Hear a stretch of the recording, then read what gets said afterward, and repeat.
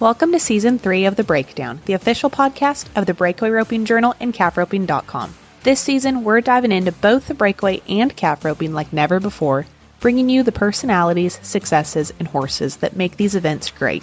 You can expect training tips from the top ropers, stories from the road, and industry news that goes beyond the numbers.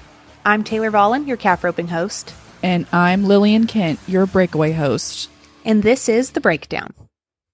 Hey everyone, welcome to the last episode of the Tie-Down Breakdown of 2024. To send things off on the air, I kind of want to get caught back up on our NFR round winner episodes. Things get so crazy in Las Vegas, especially when we get near the end of the week, crowning the average world champs, and then of course with the holidays shortly after. So on this episode, brought to you by our friends at Purina, we have the round 8 winners, Marty Yates and Ty Harris. Round 8 was our first split round win of the 2024 NFR. Marty tied his calf in 7.3 seconds to take the lead in the round, and then 3 runs later, Ty, of course, joined him with his own 7.3. They both pocketed $30,155 a man, and we caught up with them after their win.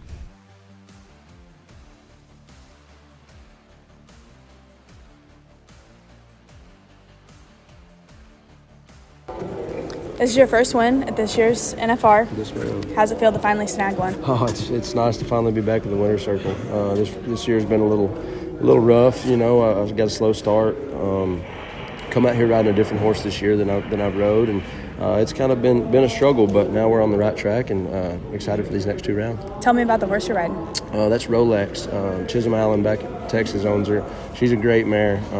I've watched her go lots and lots. I got fortunate enough to get to ride her at Salinas in the short round this year and get the win out there. And she's incredible. She can really run and really stop. And so it's been a little difficult out here for me to get my slack figured out and all that stuff. You know, out here on these calves that are a little bit more seasoned, you could say. These calves have been roped quite a bit. So my goes haven't been very good, and I haven't flanked and tied very good. So tonight we finally got it all together. Awesome.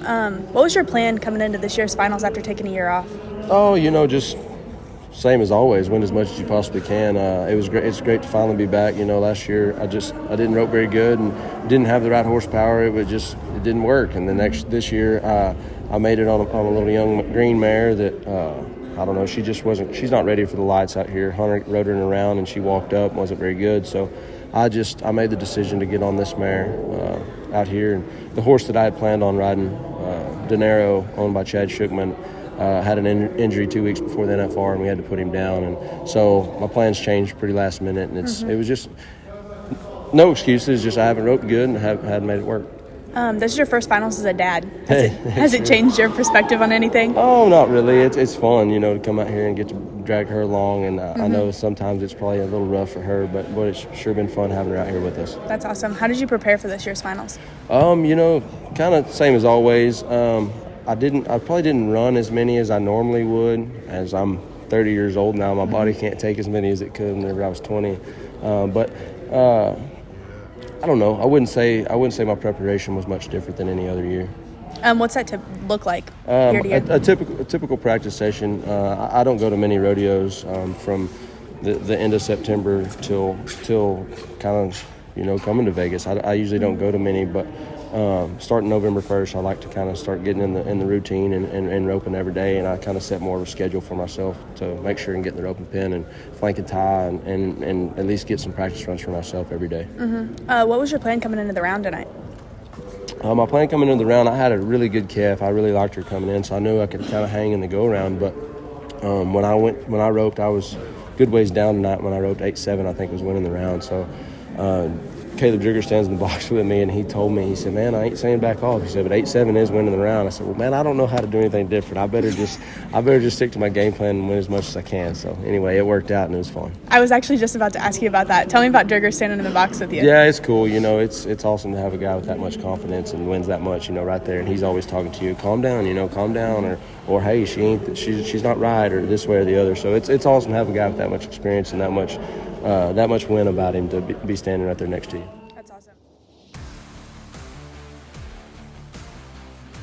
This episode is brought to you by Purina. There's more talk than ever about the importance of probiotics in equine health. But not all probiotics are created equal. New Purina Systemic Supplement remains live and active after the pelleting process and throughout the digestive system, making it all the way to the hind gut. Systemic was designed to support normal recovery after exercise and occasional gastrointestinal stress.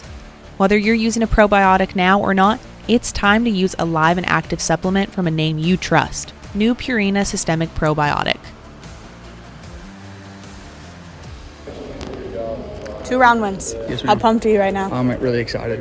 I think we've talked a lot about my struggles in this arena specifically, and I knew I could do it. I put the work in the preparation, and it sure is. It's really nice to see it pay off. What was your plan on that calf? I just wanted to get a good start and then let the rest take over. I told myself to put 2 reps.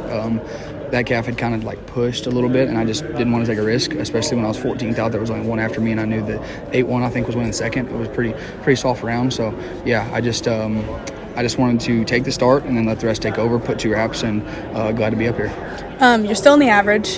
What's your plan for the rest of I'm going the at the rounds? next 2 as fast as possible. If I think he'll take a wrap and a hui, I'll put a wrap and a hui, and if I think I need to put 2, I'll put 2, but I'm trying to hit that barrier and win 2 more rounds. We've talked about how awesome Peso is, but have you changed anything round to round? Or Yeah, after the 5th round, I felt got a little bit more feel in the corner on him. It was kind of my fault. I didn't know what I was doing wrong, but then I found it. Blair Burke helped me, and then Logan, the guy that owns the horse, helped me get a little better feel. The 6th round, he left perfect. The calf turned his head, so I pulled. But 6th round, 7th round, 8th round, all 3 times he's left exactly when I wanted to, which is very nice to feel. And he can run hard and he's flat. So I think I'm really excited.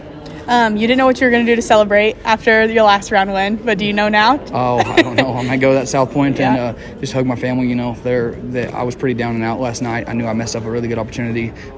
Had a great calf and had a great start, and I just dropped the ball. And so they're just so supportive of me always, and just really thankful for them and get to spend some time with them. So Awesome. Congratulations. thank you very much.